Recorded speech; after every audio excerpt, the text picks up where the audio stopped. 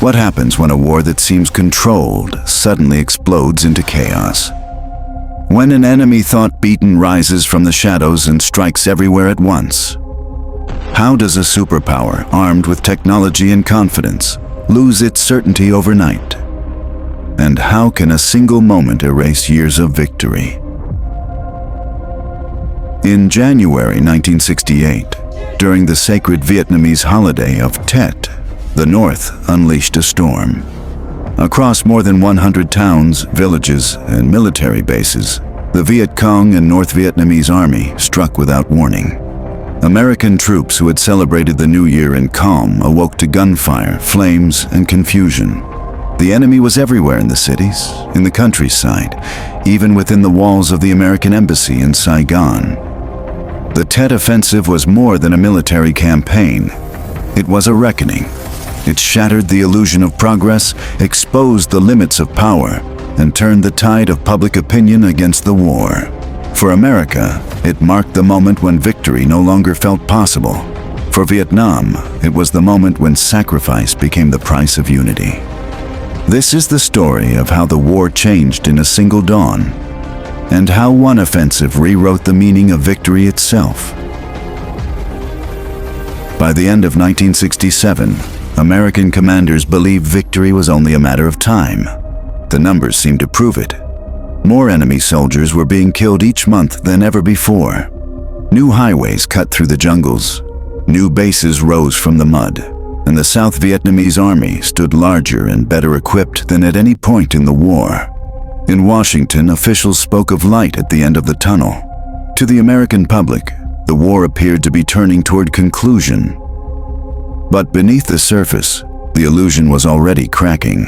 Reports from the field spoke of villages that changed hands every night, of Viet Cong forces that seemed to vanish and reappear at will, of hearts and minds that no statistic could measure.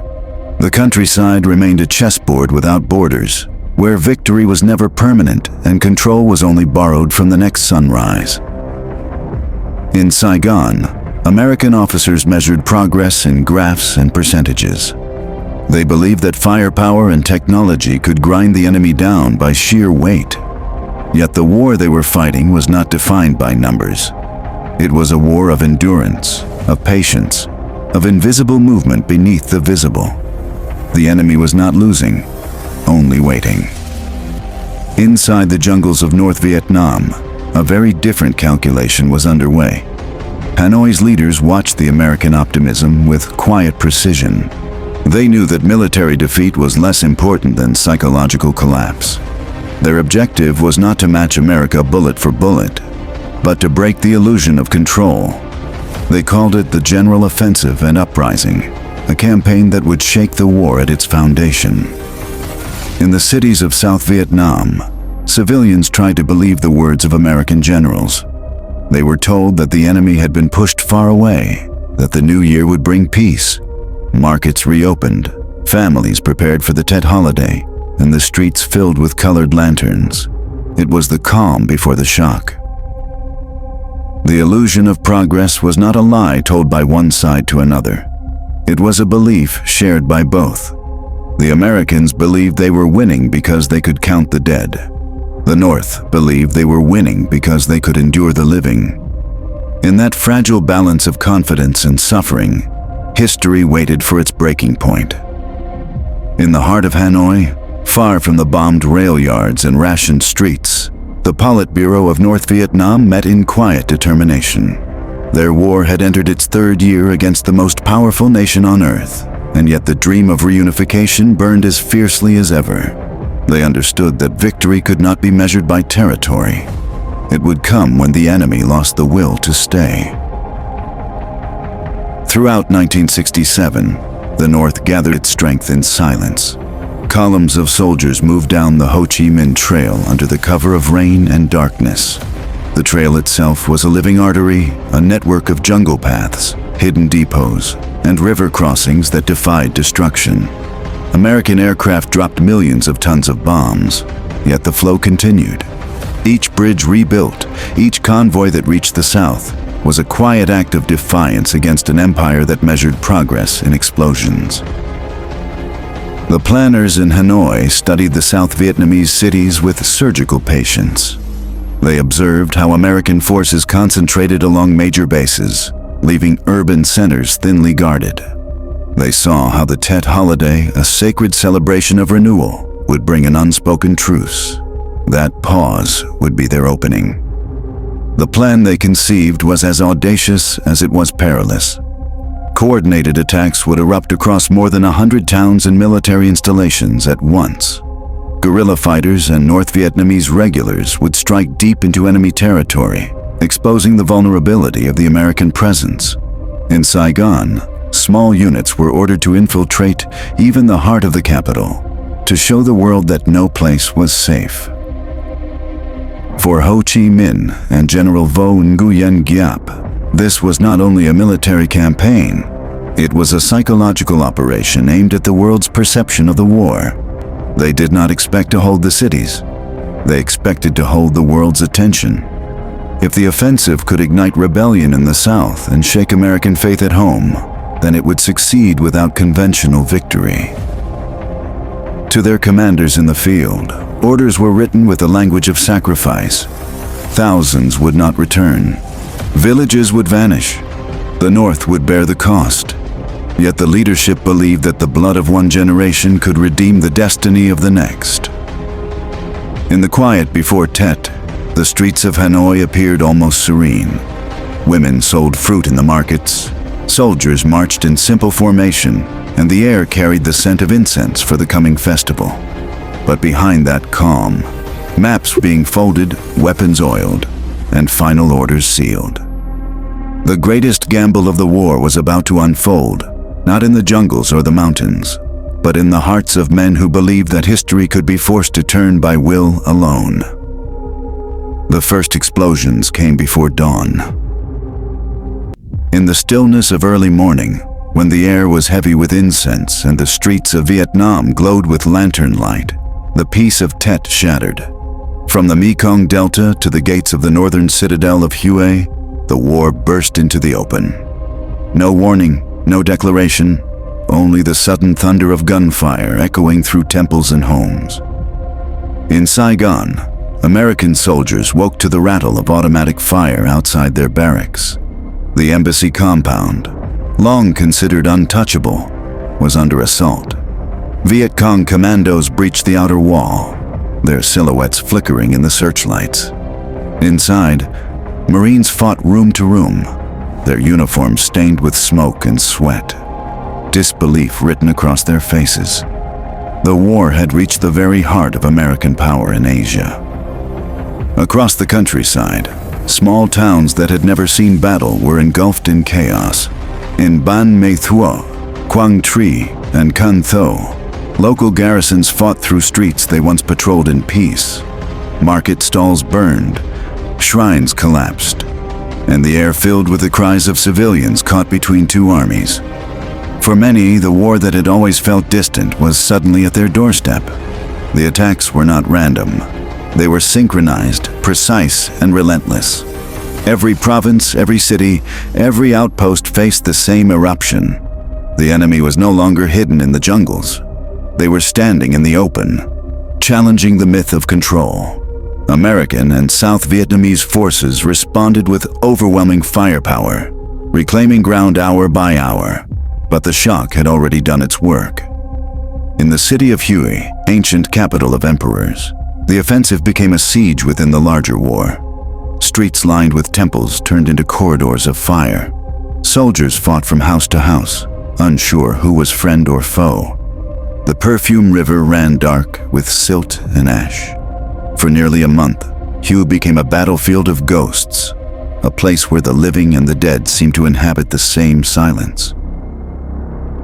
As the days unfolded, the scale of the assault astonished the world. Over 100 towns were under attack. Airstrikes lit the night sky with an unending glow. The American command reported victory after victory, but behind each reclaimed street lay the wreckage of certainty. The war had changed its nature. It no longer obeyed the logic of maps or front lines. For the soldiers who survived those first nights, the memory of Tet would never fade. They had seen the enemy not as shadows in the jungle, but as faces in the streets, determined, unbroken, and willing to die for a vision invisible to American eyes. The world had changed in a single sunrise, and nothing that followed would ever restore the illusion of control. Huế had always been a city of grace. Palaces lined the riverbanks, pagodas rose above the mist, and the scent of incense drifted through courtyards that had witnessed centuries of emperors and scholars. When the fighting reached its gates, the city's beauty became its prison. Every wall became cover, every house a fortress. The past, once sacred, now trapped the living among the ruins of history. The battle for Huế lasted longer than anyone expected. The first days were confusion. The next weeks were survival. North Vietnamese soldiers and Viet Cong fighters moved through alleys and gardens, blending with civilians, using the architecture itself as their defense. American Marines and South Vietnamese troops advanced through collapsed neighborhoods, their progress measured not in miles, but in rooms cleared and corners held. Each street carried its own silence. The air was thick with dust and cordite. Families huddled in temples, clutching what little they could carry, uncertain who commanded the city or which uniform offered safety. For many, neutrality had become impossible. The city belonged to whoever held the next doorway. By the second week, the palace complex had become a maze of shattered stone. The citadel, once the seat of imperial ceremony, turned into a place of smoke and echoes. Soldiers fought hand-to-hand beneath faded murals of dragons and dynasties. Snipers hid among roof beams once carved for poets. Artillery thundered against walls built for ceremony, not war. The city's history cracked with each shell. As the conflict dragged on, the cost mounted. Entire blocks vanished beneath bombardment. The Perfume River ran choked with debris and the remnants of bridges. Fire consumed what bullets spared. At night, the city glowed faintly under flares that fell like false stars. The boundary between life and ruin disappeared. Civilians paid the highest price. Some fled through flooded rice fields under fire. Others never left their homes. Reports of executions and reprisals spread through the ruins. Stories of terror carried by survivors who spoke in whispers. The war had lost its shape here. Ideology dissolved into endurance. When the shooting finally stopped after nearly a month, there was no victory, only release. The streets were unrecognizable. The imperial city lay in fragments. Thousands were dead or missing. Monks walked among the rubble, ringing bells over the remains of temples. The wind carried the smell of smoke and rain. Huế had become a monument to everything the war had consumed: culture, memory, and innocence alike. In Saigon, the war arrived as disbelief. The capital had always lived with tension, but it had also lived with denial. Its cafes stayed open, its boulevards lined with French balconies, its citizens dressed for a peace that never existed. When the first shots broke the dawn, the illusion collapsed in seconds. The city erupted into fragments. Columns of smoke rose from the outskirts as rockets struck police stations, barracks, and intersections. Motorbikes lay overturned beside burning stalls. Soldiers and civilians ran through the same streets, neither certain where safety began or ended. The war had breached the walls of modernity, turning concrete and glass into battlegrounds. At the U.S. Embassy, gunfire echoed through the compound. The flag, still flying in the pale morning, seemed almost unaware of the chaos beneath it. Marines fired through shattered windows, while Viet Cong sappers fought from the shadows. For the first time, American authority bled into uncertainty. The images that followed would redefine the war itself. Photographers and correspondents poured into the streets, cameras replacing rifles as instruments of witness. Their lenses captured scenes that words could no longer contain: soldiers crouched behind flower pots, families crawling across pavements, smoke hanging over the presidential palace. What had once been distant to the American public now unfolded in real time, unfiltered and undeniable. In the markets, fear replaced commerce.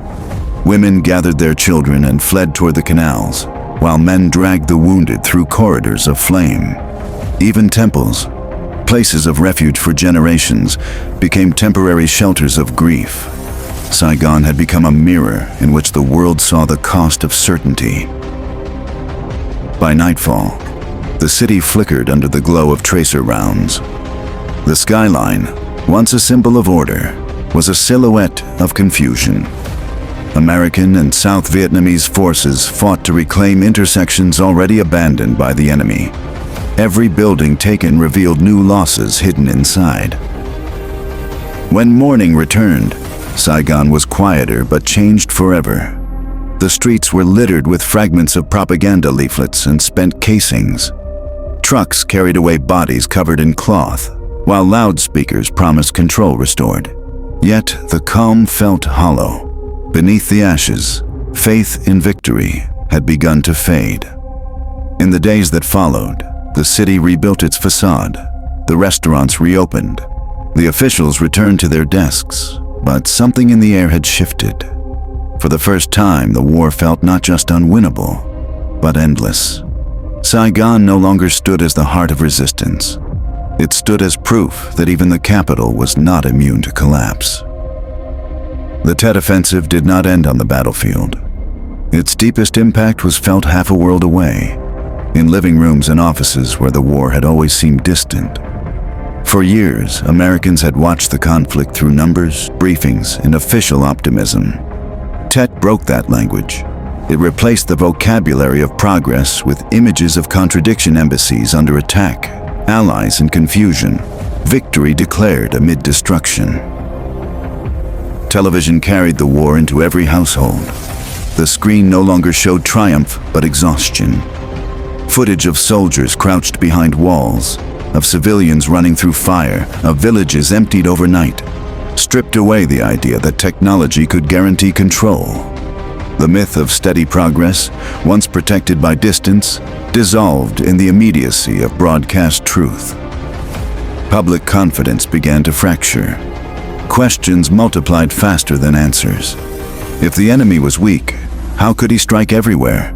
If America was winning, why did the fighting never end? Politicians spoke resolve, but their words no longer matched what citizens could see with their own eyes. The gap between rhetoric and reality had become unbridgeable. In February 1968, news anchor Walter Cronkite traveled to Vietnam and returned with a sober judgment. His broadcast ended with a simple conclusion that the war appeared stalemated and that negotiation, not victory, might be the only path forward. Coming from the nation's most trusted voice, the statement carried more weight than any official speech. It marked a turning point in perception, a quiet moment when the public's faith began to withdraw. Inside the White House, the shock was personal. President Lyndon Johnson, who had once spoken of perseverance and honor, now faced a nation weary of sacrifice. The offensive had not defeated the American army, but it had drained the country's belief in purpose. Polls showed rising doubt. Protests filled university campuses, and the war that once united political ambition now divided it beyond repair. The administration's response shifted from confidence to calculation. Advisors debated how to sustain a war that no longer inspired its people. Behind closed doors, they spoke of troop limits, partial withdrawals, and the search for an exit that would preserve dignity without admitting failure. Strategy had turned into survival. In March, Johnson made a decision that symbolized the change Tet had created. He announced he would not seek re-election. The words fell like the closing of a chapter in American resolve. The nation that had entered Vietnam certain of its strength now faced the limits of its will. Across the country, the mood darkened. Trust in authority eroded. Protests grew louder, and young men questioned the meaning of duty. The Tet Offensive had not conquered America by arms, but by reflection. It forced a superpower to see itself not through victory, but through doubt. By the year's end, the war continued, but something fundamental had shifted. The battlefield still burned, but the heart that sustained it had grown uncertain. The power of belief, once unshakable, had been replaced by the quiet weight of awareness. When the smoke cleared and the bodies were buried, Vietnam returned to a wounded rhythm. The villages rebuilt, the rivers carried their silt again, and the soldiers who survived resumed their silence. Yet, something irreversible had entered history. The Tet Offensive had ended the idea of certainty. It had shown that war is not only fought with weapons, but with perception, memory, and endurance. For the people of Vietnam, Tet was both pride and pain. The offensive demanded sacrifice on a scale that reshaped families and villages alike. In the north, victory was celebrated as proof of resilience. In the south, the devastation left scars that would take decades to fade. Every province carried its own remembrance, each one telling a story that statistics could never measure. In America, the echoes of Tet did not fade with the ceasefires. The offensive had carved a fracture between the governed and those who governed. It transformed trust into skepticism, patriotism into questioning, and optimism into fatigue. The television images that once united the nation around a shared purpose now divided it along moral lines. The war had entered the conscience of a generation, leaving behind questions that power could not easily silence. The soldiers who returned carried more than memories. They carried disillusionment, the knowledge that bravery and truth do not always walk together. Some found peace in reflection, others never found it at all. The war they had fought was over, but the war within them continued in silence. For historians, Tet became a lesson in paradox. It was both a tactical failure and a strategic triumph, both a military defeat and a political victory. It revealed how power can win every battle and still lose the meaning of war. The offensive became a mirror through which every future conflict would be judged not by ground gained, but by hearts lost. In Vietnam, the new year returned each January, marked again by fireworks and prayer. Yet, beneath every celebration lingered the memory of that other Tet, the one that had rewritten their lives. Children grew up hearing its stories. Teachers whispered its meaning, and the nation's unity was built upon the weight of its memory. Half a century later, the echoes remain. The images of burning streets, the sound of gunfire in temples, the silence of exhausted soldiers, they still live in the world's collective memory. The Tet Offensive did not simply change a war, it changed how the world understands war itself. Because in the end, Tet was not about victory or defeat. It was about revelation. It forced both sides to see themselves stripped of illusion, exposed to the truth that no nation, no army, and no generation escapes the cost of its own convictions. And so, history remembers Tet not as a battle, but as a turning of the human spirit, a moment when the war stopped being distant and became eternal.